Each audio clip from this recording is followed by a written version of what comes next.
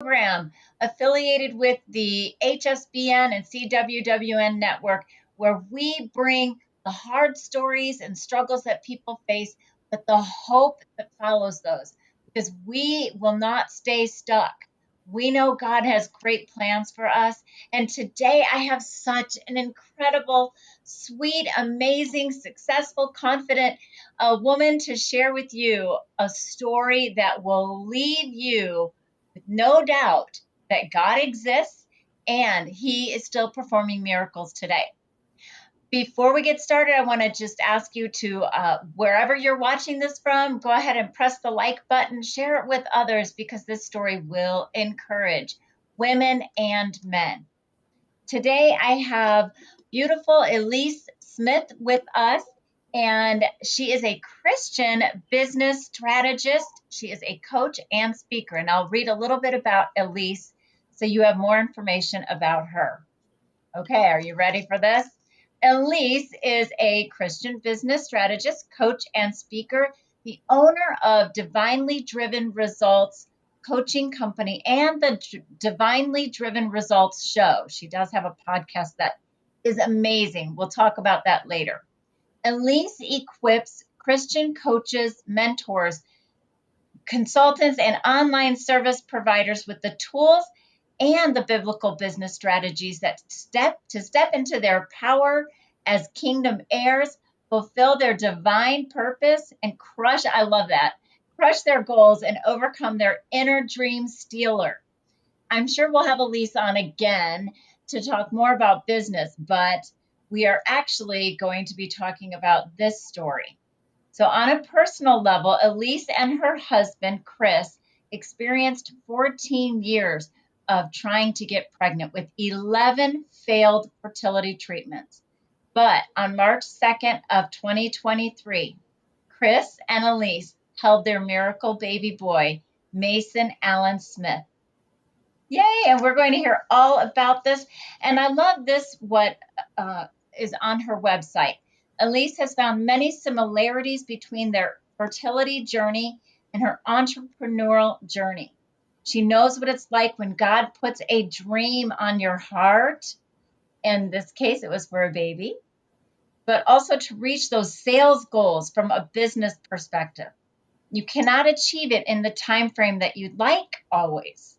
She has learned through difficult and joyous times how to press on towards goals, take the steps that God calls you to take, and leave the results up to Him, trusting in Him, then delighting in His results. Welcome, Elise. Thanks so much. It's my pleasure to be here.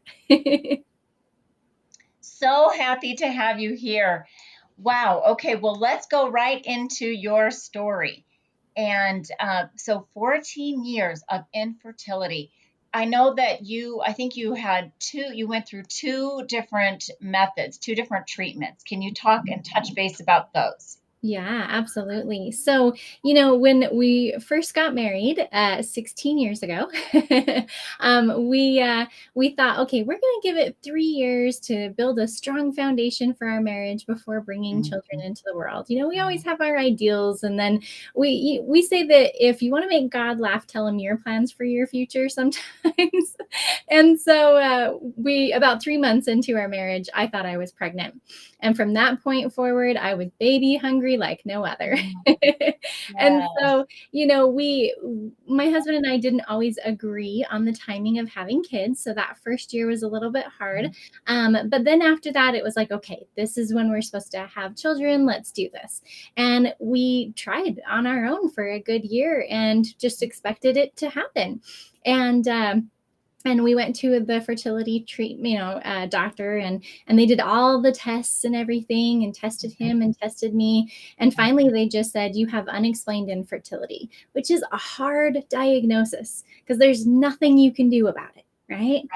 You don't know if you should give up hope and say, like, there's no way that it can even happen, or if you should keep trying. And Kris and I, we knew that there were children that were meant to come into this world through us. And so we decided to do IUI. So it's, oh my heavens, I can't think of it right now. Intrauterine inception, I think is what it's called. Okay. And that's a little bit less evasive of a procedure, but still there's so many ups and downs with this fertility journey. One moment you're hopeful, and then the next minute you feel like your hopes are completely dashed all over the sidewalk, right? And it's just ups and downs all the time. So we started with IUI. We did 3, and then it was like, okay, well, the first 3 didn't work, let's do 3 more. And we're glutton for punishment, I think, because we just kept going and going and going, and because we knew that God wanted us to have children. And so we followed the path that he laid out before us, and so we ended up doing 10 IUIs. And finally it was just like the only other option that we have left is IVF. And the IUI, Elise, was that actually, how many years were you working on the IUI treatment? Oh man, I would say 12. Okay. Okay. Yeah. And then you moved to the next treatment. Okay. Go ahead and tell us about that and what that is. Absolutely. So, we both felt a little bit weary about doing IVF, because IVF is like a lot of needles, and I'm terrified of needles, and very invasive procedures. And just, you don't know how your body is going to react to these extreme chemicals and medications and things like that. And so my husband and I, we took a break for basically a year, and we just said, like, I hate the advice of just take a break and it'll happen, right? Like, stop thinking about it and it'll happen. No, not always. I'm sure you heard that from so many people. Yeah. And we weren't taking a break for that. It was really a mental health break, because, oh my heavens, I was at my wit's end. With that 10th failed IUI, I was broken. I was very, very broken. And I remember hitting my knees and just saying, I can't do this anymore. Like, I don't know why I have to go through this. I have a good desire in my heart. I know you placed it there, God. So why do I have to keep going through this pain and this frustration and this hurt for a good desire? And I remember I laid back on the bed after I told God that I was done. And who could blame me? I'd been trying for like 12 years, right? Absolutely. And I share this in a very tender way, because I feel like it's a very special moment for me, but at the same time, I think that other people need to hear it as well. And I laid back on the bed, and I'm not even kidding, I heard at least 2 little voices that said, Mom, don't give up on us. And I couldn't after that. I mean, my eyes filled up with tears, and I was just so grateful that God would give me that encouragement and that hope to keep going. And in that moment, I said, I don't care what it takes. I'm going to bring my kids into this world. And so then we decided, okay, we've always been terrified of doing IVF, and it never felt right. And all of a sudden it felt right, and it was the time to do it. And so you, maybe at this point, you started to feel that peace that you needed to go and proceed forward. After you heard that voice, don't give up on us. Yeah. I don't know how many kids are in our future. We've actually got 4 embryos left. And so, who knows how many kids we'll be able to have out of that. But it was really interesting, because I think that God gives you those moments, those moments of a strong connection with him right before you do something really hard, right? I mean, not that this whole 14-year fertility journey wasn't hard enough, but this took it to a whole new level. We did, I think it was 30 injections in 12 days to be able to pull those embryos, or, the eggs out, to create embryos out of them. And from a person who is afraid of needles. Terrified. Oh my heavens, I can't even tell you. But that's one of the most glorious things about the way that God leads us, is that he doesn't always show us the end from the beginning, right? And the nice thing about that is that there's steps along the way that we can take to be able to make our journey easier. For instance, in this whole fertility journey that I was going through, we found out that I have Crohn's disease. And so I was able to stop the stomach aches and things like that. And I had to have injections every 2 weeks because of the medication that I was on for Crohn's. So it was like, okay, I can do needles. I don't like doing needles, but I can do needles. And wow, that is no excuses at all. Wow. exactly. Now, also, I believe you did discover something else about your reproductive cycle and the timing. Yes, absolutely. So we did our first IVF after all of the needles and the injections, and I can tell you I felt my savior beside me the entire time. Like there is no way that I would have been able to do all. We kept all the needles, and we made a picture of our baby with the needles, and there was about 150 needles that went through this whole IVF process that we went through. And the first IVF that we did with our girl embryo. We knew the sex of all the embryos because we did genetic testing to make sure we could give our babies the best chance of life, right? And the first one that we transferred was a girl. And it was like, well, this has to work because God gave us the strength to actually have, to do these needles and go through these processes. So the first one has to work, right? And I was completely crushed when we found out that it failed, that we lost our girl embryo. We only had 2 girls, and How long was that? the whole process. No, how long after when you had the baby girl embryo, then how long until you found out that she wasn't going to make it? 2 weeks. 2 weeks. Okay. Yeah, it was Oh, what really, a crusher for you, Elise. yeah, it was. Oh, I cried for days and days. It was like I lost a child. We had a picture of the embryo and everything, and it was really, really hard. But like I said, God leads us to the answers, and He sets things up so perfectly because the IVF that I had failed, and because of that, I was eligible for a new test. It's actually only about 2 years old, and it's called, and I wrote this down specifically just in case someone needs to know exactly what this name is here. It's Good. That's what I was wondering. Yeah, it's an ERA, endometrial receptivity analysis. Okay. So an ERA, and it's a uterine biopsy. And what they do is, it's not a very comfortable test, I'll tell you. But they take a biopsy from your uterus and they test the timing of your body. And I can't believe that after all the years and years and years of praying, we found the answer to why we couldn't have a baby. That never happens. Unexplained infertility became explained fertility. It was incredible. And so what this test does, or we found out through the test, is that most women's bodies, it takes 147 hours or so to release the egg, and then that gets with the sperm, and then that is implanted into the uterus as an embryo. Got it. And so it's kind of like that you throw the bread in the oven when the oven is warmed up, right? Okay. And my body is 17 hours off most women's bodies. Isn't that crazy? Wow. It's so crazy. And you found that out only through this test. That's Only new. test. Yes, Wow. exactly. And not a lot of doctors even are doing it. And so, if you're listening to this and you're like, you've tried other things and you still have unexplained infertility, like, this is a test I would talk to your doctor about, because this was our miracle answer. 17 hours was all it took. So when we did our next IVF, and we had to do a whole bunch of needles and all that to do a mock cycle to figure that out. Totally worth it though, because the next IVF that we did, they moved it up 17 hours early, and I got pregnant instantly. It was Oh, incredible. praise God. That's for sure. Well, before we continue on, because I do have some other really important questions for you, we do have some pictures to share. And I love how you and your husband announced that you were expecting right there after 14 years. We never gave up hope. And there is that sweet boy.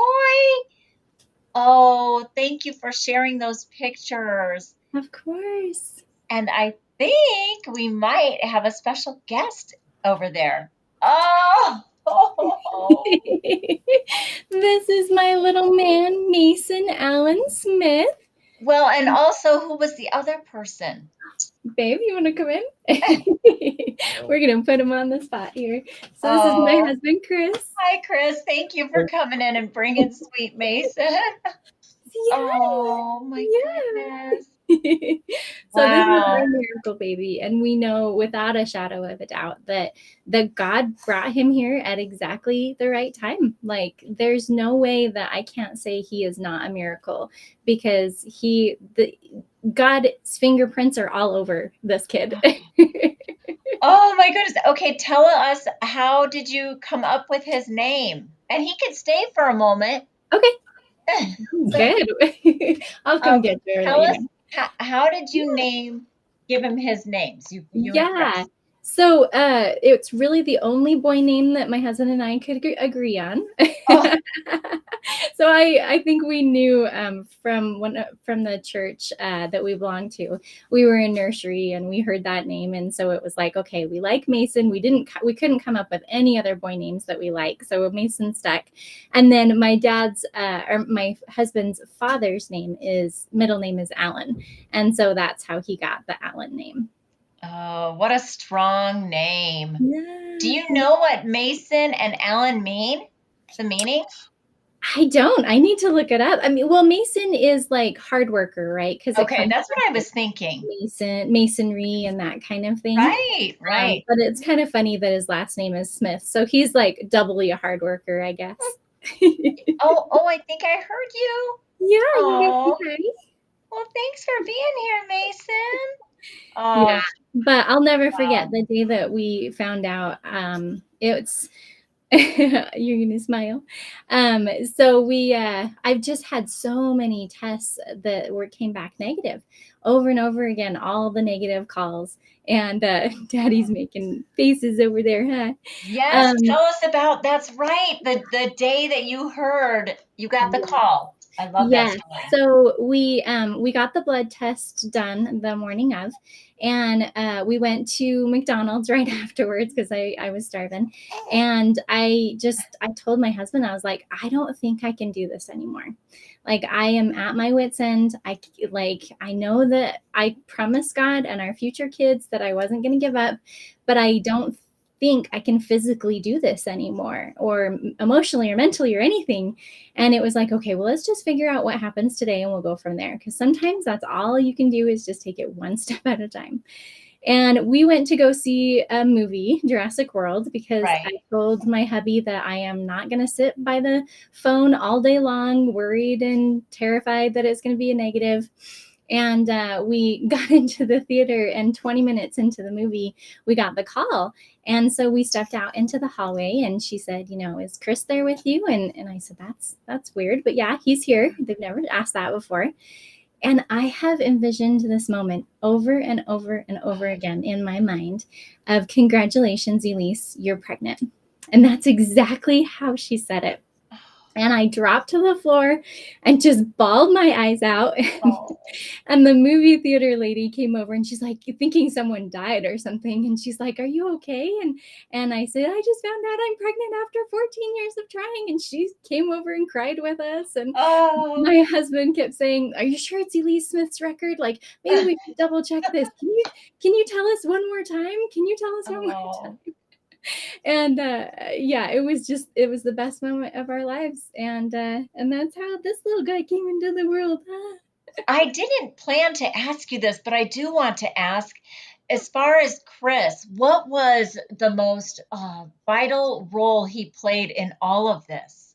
Oh man, his strength and his faith. He would just remind me in those moments, like, especially with the needles, it's just a moment in time. It's just a moment in time. And he was with me for every doctor's appointment. He was holding my hand. He was telling me, you can do this. And so to go through those difficult times together and to lean on him so much, and for him to remind me that God has a plan for us, And then in the end, to be able to like hold our baby together, oh my gosh, he's the greatest dad. And to have that moment of him and Mason together for the first time, like, oh, melted my mommy Oh, heart. oh. And then just wait until you're potty training. And then Kris will say, honey, you can do this. Come on, Yeah, Mason. Come on, sweetie. He's exactly. going to be encouraging both of you guys, your coach. Hmm. Yeah, Oh, for sure. beautiful. Well, I know, I mean, talk about being outside of your comfort zone with the needles, but you also made a decision at one point throughout the infertility years of reaching out to family and friends. Mm. Share how you did that. Yeah. Oh my heavens. For years and years, I didn't tell anyone because I didn't want to get anybody's hopes up. Had gone through this so many times that I was afraid that if I told people about it, that we were, going through a fertility treatment and to pray for us or something, that they would get their hopes down too. And so I went through it on my own for a long time. Of course, I leaned on God and my husband, but that was it. And I with this gosh, I think it was maybe the 10th IUI or maybe right after that, I saw a friend who had created a Facebook group specifically for supporting her through going through weight loss. And I thought that's a really cool idea is I'm going to create a Facebook group with just specific friends and family to be able to support me through this trial and this process. So I went live and I would post pictures, and it was just nice to have somebody along the journey with me. And then it got taken to a whole new level with the second IVF that I did to have him, is that I had a friend who asked if she could do a prayer call for me. And that is so out of my comfort zone because it's not something we do in my particular church. And to hear all these amazing women pray for us and to have the faith and the belief that we were going to be able to have a baby this time, it bolstered me up in a way that I don't think I didn't realize that it was going to help me so much. And so it was such a blessing. Somebody once told me never deny the ability for someone else to serve you. And so I was like, you know what? I can't really go wrong here. And this is a way for them to serve me. And it gave me such strength, such amazing strength to just, when my doubts came in and my fears came in and my faith was, really waning, I knew that there were people who had faith for me. And then when I called them up, they're like, oh my heavens, God is so good. Oh, I know. I mean, what a journey for you and family and friends, of course, Kris, to go through, and just seeing the sweet little Mason here is, I mean, friends that are watching, I hope you see that this is just an incredible moment that you are seeing live here on television. Or if you're listening to it on a podcast, you probably heard his cute little voice. But we've never done this before where we've brought a baby into our program and with Hope Follows. And I am just so honored, and we'll have to follow his life, like maybe in 5 years, bring him back on, and he'll be telling us all kinds of things. Yeah, he's a talker Wow. already, so I wouldn't doubt it. Well, I do want you to touch on also what you do with your business and as a strategist, and just give, like maybe a 2 minute window of peek at what you do. And then, of course, we have her website up that has been on the screen running, but it's divinelydrivenresults.com, right? Perfect. Okay. And so go ahead and share, Elise. Awesome. So, so just like my bio says, I'm a Christian business strategist, and I get to empower Christian women entrepreneurs, especially in the service based industries, to reach their sales goals by partnering with God, empowering their mindset, and utilizing biblical business strategy. So, we take Fortune 500 company principles that are working for the big guys, and we look at them through the lens of the Bible so that you not only reach your sales goals, but you also gain a closer relationship with God in the process. I love that. I mean, that's it right there. So you can utilize Elise, as a coach, I think you even have some free offers on your website. Is that right? For sure. Absolutely. We have a brainstorming with God tool that will help you to find the answers that you're looking for in your business and your life. And then we also have our free Facebook group called Faithful Ladypreneurs. And in that group, you can learn great tips on how to grow your business in the Lord's way. And you can also advertise your business on Saturday's comment thread. Ooh, I love it. Okay, so all the women out there, if you are already an entrepreneur or you're looking to get into business, check out Elise, divinelydrivenresults.com. And from there, you can also find her podcast show. Okay, well, it's time for us to have a little moment, my big idea, which is where we want to spread and scatter some encouragement and hope out in the world, one community at a time. Spend a few minutes talking with a senior citizen in your neighborhood or at a store. I love that. Love that. I love that because they need to know they are still so valued and cared about and loved at their age. Well, I am going to close in prayer. Awesome. Thank you, Lord, for Elise and Kris and their story and their handsome baby boy, Mason. Thank you for this beautiful miracle story, God, where you have shown your sovereignty and how Elise and Kris have trusted you, gained strength to do things that they never thought they could do. But God, you gave them a dream, and we hear him, we see him. That beautiful dream is right there with us. And God, I pray that you'll bless Mason all the days of his life and their future children, God, that you have designed for them to have. God, I pray for all those who are watching today that they will be encouraged and know that you are the God of miracles. In Jesus' name. Oh, what are you saying, Mason? He's praying right along with you. Actually, when you're in line anywhere and you have senior citizens around you with him, that's all you need to do is have him with you. Exactly. Yes, because they are so encouraged by and love little babies. Thank you again, Elise, for joining us. Absolutely. Thanks so much, Julie. Absolutely. And thank you, friends and family, for watching Hope Follows. Always an honor to have you on our show watching and to be encouraged. Share, spread the word about Hope Follows, you guys, and stay hopeful.